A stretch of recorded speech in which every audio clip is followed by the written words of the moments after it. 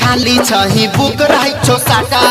खगड़िया मुंगेर गेल ही लागल ने घाटा हे गे एको दिन नहीं खाली छही बुक रही छो साटा खगड़िया मुंगेर गेल ही लागल ने घाटा 2000 देखी घघरा उठ गेला ऐसा न ढोड़नी देखल ही के जान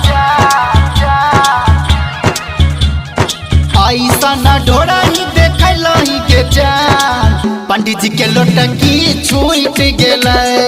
ऐसा न ढोड़नी देखल ही के जान पंडित जी के टीकी उठ गेलै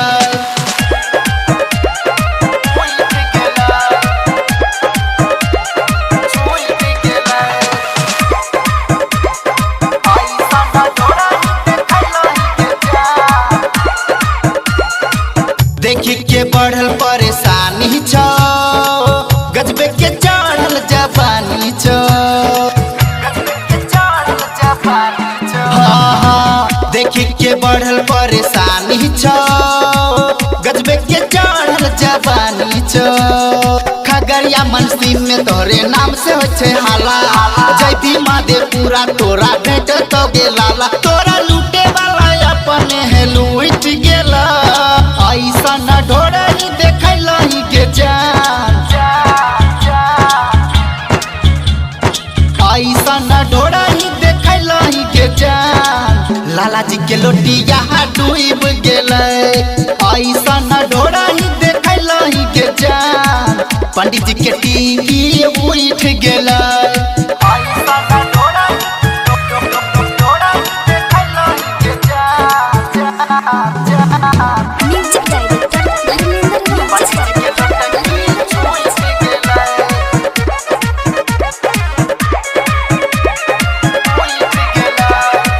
चले ने तोहर सुधर तौते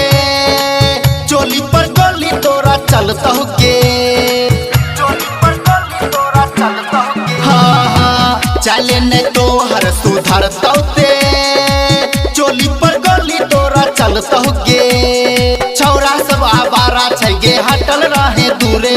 छौरी ना मकीन लागे छही पूरा पूरे राजीव राजा के पसीना छूट गेला ऐसा न ढोड़नी देखल ही के जान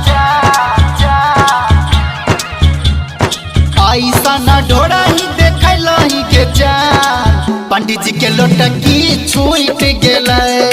ऐसा न ढोड़नी देखल ही के जान पंडित जी के टीवी उठ गेलै समझ नहीं के जान। Recording by Riya studio Khagaria Bhadas.